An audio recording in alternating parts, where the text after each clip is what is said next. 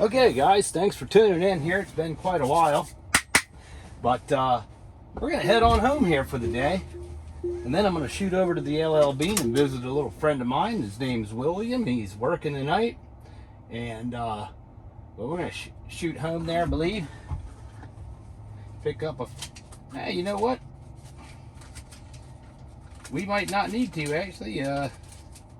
Maybe we'll just shoot on over. I do got the old wallet to the L.L.Bean. So what you got to do is, I'm going to cancel going home. And kind of talking quite fast. I don't think I have a lot of battery on that phone. But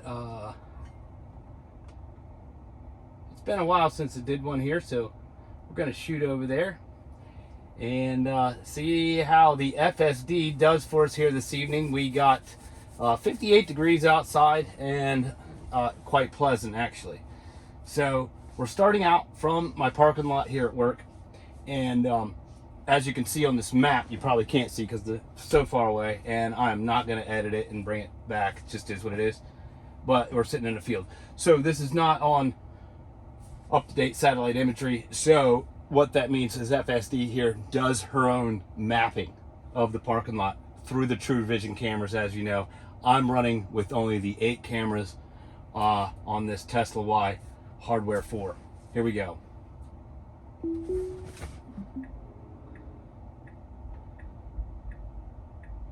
So pulling out of the space, as you can see, having a little bit of difficulty. It thinks I'm parked kind of close to this mulch bed, so I'm gonna just give her a little accelerator. It's more or less just a little giddy up here of like, hey, it's gonna be okay. That's not a body of water or whatever. I don't know what she thinks it is, but now it's weird here. She wants to go left even though the map says to go right. I just flipped the turn signal over again.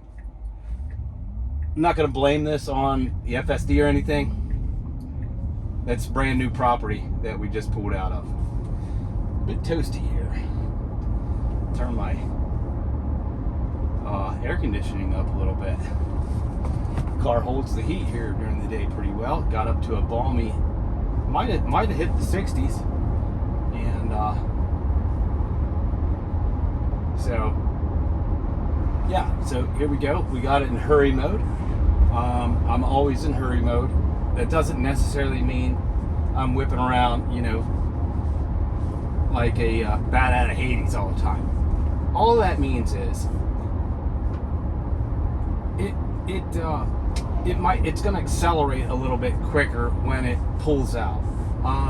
It also might hang out in the left lane on a highway a little bit longer than maybe it would in a standard mode, where it's going to just kind of change lanes and go back to the right.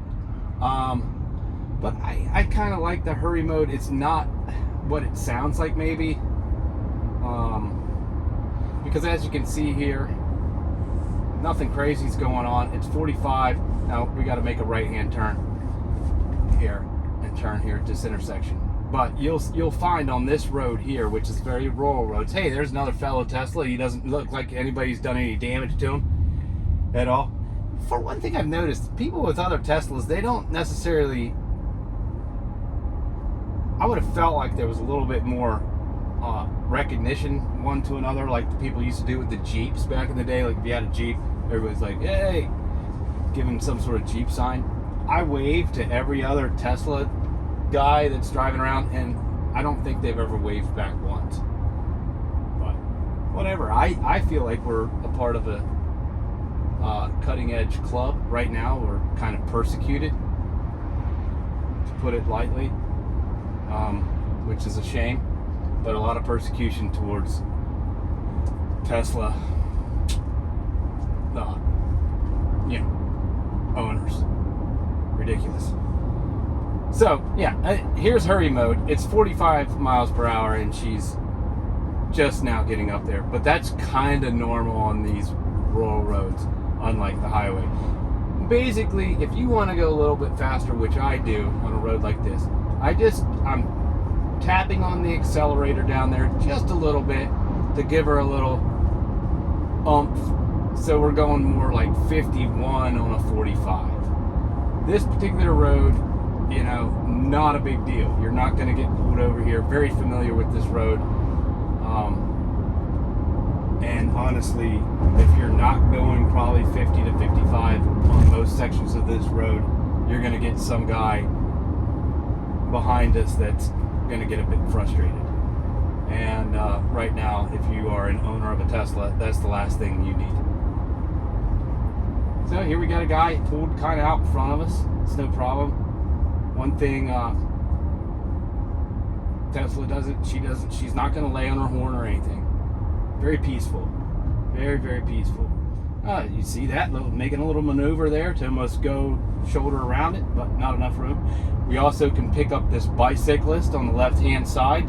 There, you can see him.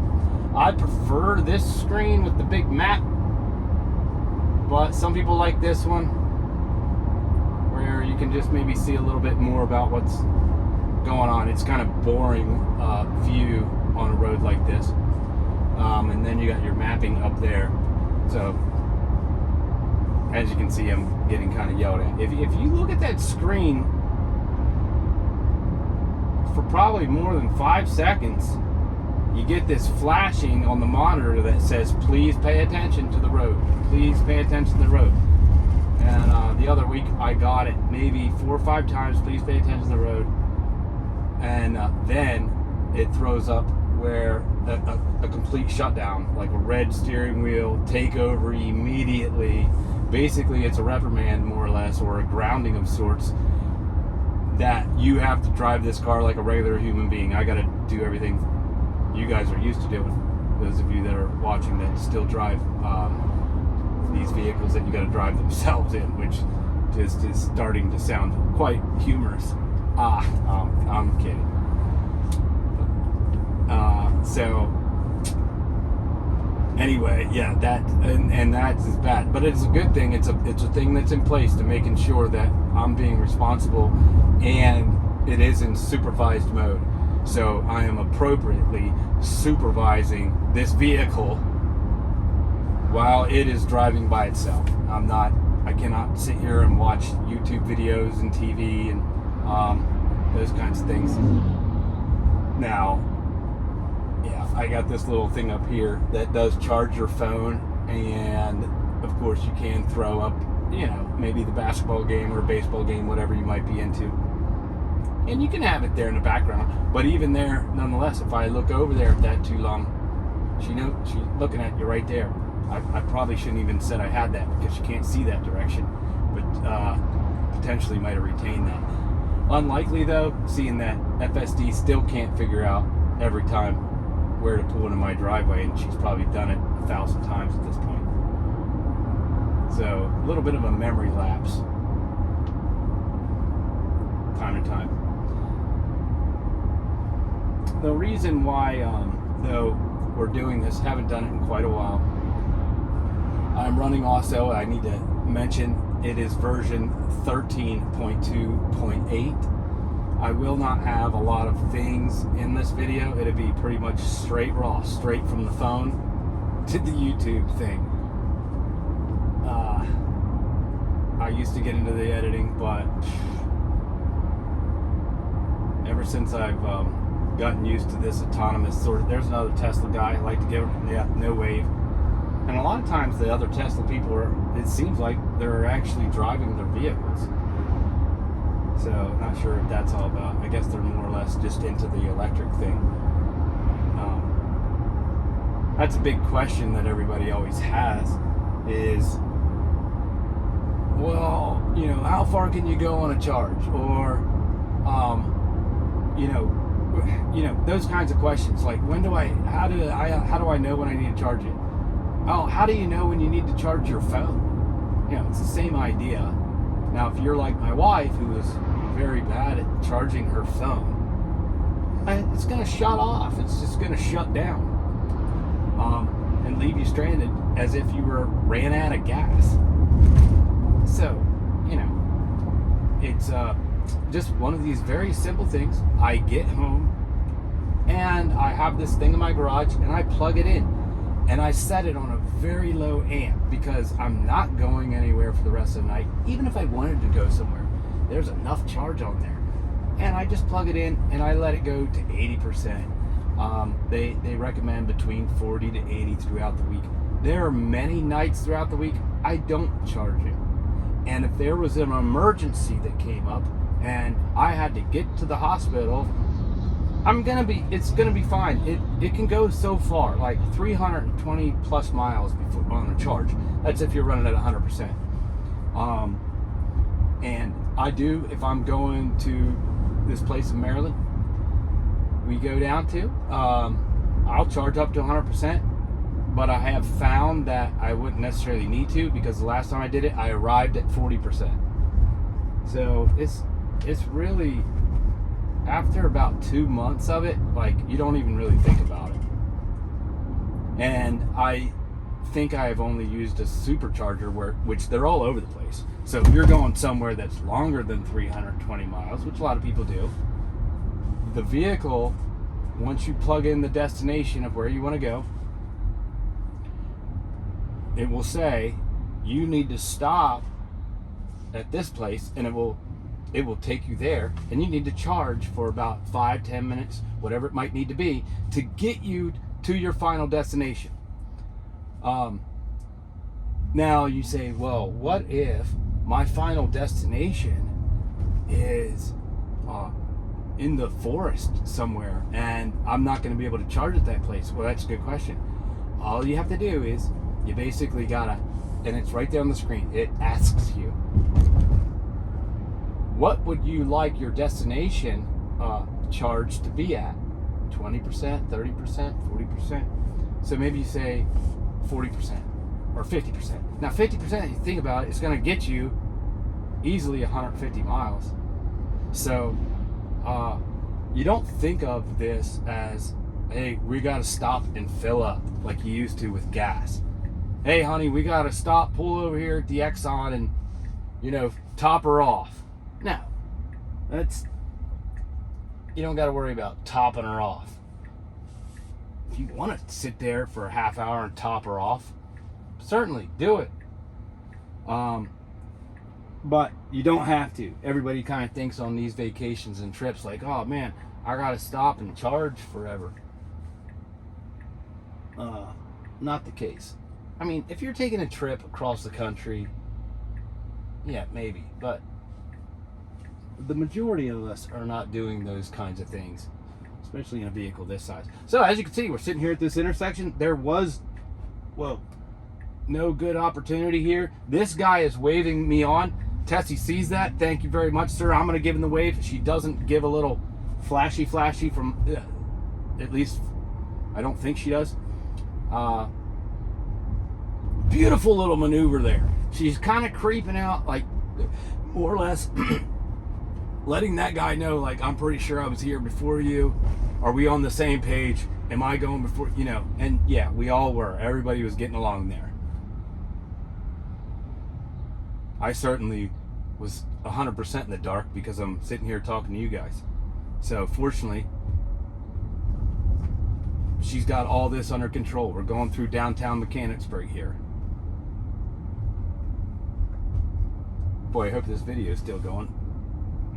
Or that's going to be really disturbing, but it should be. Not sure how much I got on that.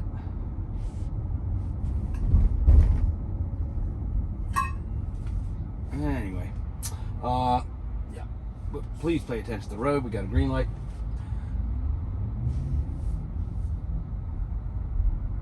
And oh, she sees that guy on the bike. It's like she sped up just to make sure we were going to get across that intersection before he decided to do anything crazy.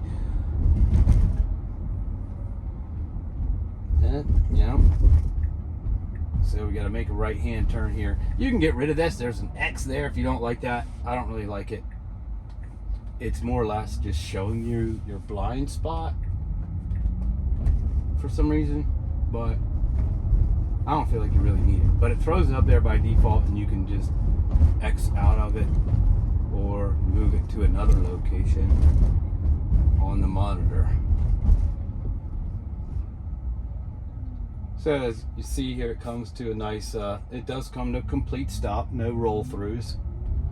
But honestly, I used to roll through, everybody probably rolls through. It's because we gotta move, we gotta pick up our leg and move from the brake to the accelerator, or the brake to the accelerator. And it just gets kind of, you know, we get lazy with it. So that's why you roll through stop signs. And it's dangerous. Honestly, that's why you can get pulled over and get tickets for it. But now I don't even worry about it. Now here we got a tricky one. A very busy intersection. And we got to make a left-hand turn. And we have a lady or a guy over here across the way from us that's trying to make a right, what would that be? A left-hand turn from his side. He was clearly here before us. We'll see if Tessie is going to be polite about this and allow him to go. But I tell you, if he hesitates or is acting squirrely about anything, she will commit. But she's going to be patient about it, which I don't blame her. Here, you can see all the cars in this view a little bit better. If you zoom in, I don't know if you can actually, if you're on YouTube, if you can zoom in. It would be cool if you could, because I got you pretty far back. I wanted you to make sure that I am not, unlike some other YouTuber guys, some things from Mark Rober lately that, he says he's running FSD. He was all up on the steering wheel, both hands on, 10 and 2, 10 and 3, whatever it is. You can't even see if his feet are touching the pedals. And sure enough, it was a complete fake news hoax. So, yeah, this is a challenge right here, buddy. I think that she's having a problem with that guy not committing. And personally, if I was, but that's the way it goes sometimes. You know, this time of the day. Yeah, she's turning the wheel now. She's like, dude, you either go or I'm going. She's gonna go. Yep, she's going. Look at that. Beautiful! Just a beautiful maneuver. The guy was looking at us like, wow, that was smooth. Did you even do that? No. You did. The one thing it's getting a little bit better at is avoiding potholes, but not 100%. But the type of tires they have on these things, it seems like they can take quite a beating. I've been fortunate at, let's see, I got this vehicle when there was like 30 miles on it, and now we're at 4,344. I think if I remember now, it'll tell me when it reaches a certain amount of mileage, it'll say like you need to have some tire service. Basically what that is they will come out to you wherever you're at home or at work, and basically I think rotate them for you. Haven't had it done yet, so I'll find out about that. They'll just rotate them, maybe just check the wear and tear on them and the tire pressure and stuff. Right here in this view, which obviously you can't see again, but the recommended is 42 psi, and that's currently what we're running at. Well, actually, looks like they're running a little high, about 43. I don't complain about that. I like to run them a little high. It's better to be higher than low, I feel. Otherwise, you get close to a flat tire. So, yeah, doing pretty well here on this little trip. I have not engaged, not one, as what the professional YouTuber guys will say that have a lot of subscribers. I have not had a disengagement, not one disengagement. Right? I'm trying to remember. I don't think I did. I helped her a little bit get out of the parking lot at work there by just touching the accelerator, but I have not had to grab the steering wheel or, you know, because we're about ready to run over some kid or something or whatever. Nothing. And this is well, it's 6:30 in the evening here, so traffic is still a little heavier. And we're gonna see. I'm gonna let it try to find its own parking spot when we get up here to the L.L.Bean, which is quite a busy little complex with a lot of different stores. We got Chick-fil-A, that'll probably be very busy. There's a Best Buy, I believe, there. There's a Wegmans grocery store and a lot of other different things. And so there'll probably be a lot going on. And hopefully we can choose ourselves a nice, safe parking spot, free from the vandals, if there's such a thing. Making sure our sentry mode is on, which means more or less when I walk away from the vehicle will lock. It syncs with my watch, an iWatch, so even if I didn't have my phone with me or something, it's still going to lock as I walk away. And it obviously will engage sentry mode at the same time, which more or less is meaning that your cameras are going to be recording. We got to get over to the right-hand lane, so my friend was asking me about this, and how's she going to do it? Look at her. Look at this, Adam. We got to get all the way over, buddy. Doing it smoothly. Boom. Now, it wasn't like a flying down the highway situation, but still had to cross over 3 to 4 lanes there to get into this Silver Spring Square. No problems. Yeah, a lot of Teslas in here, so I feel pretty safe about the vandals. I did see a guy the other day. Felt bad for him. He's just sitting in his car at a Charger, just weeping, and his car was all bashed up, keyed up. Shame. All right, so the L.L.Bean is over there. That's the parking lot. She can't see my eyes.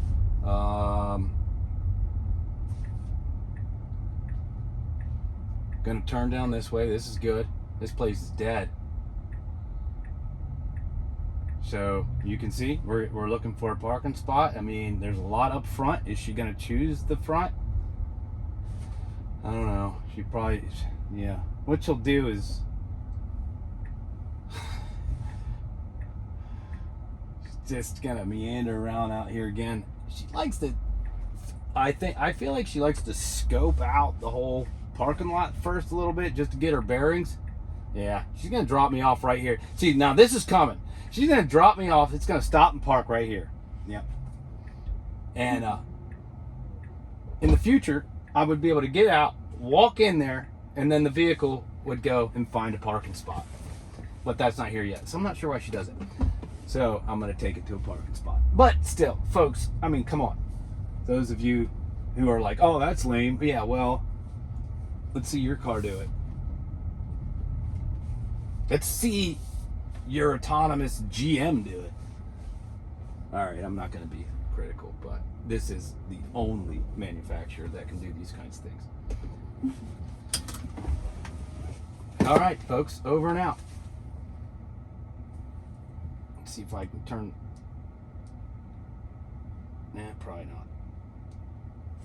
I'll have to come back there.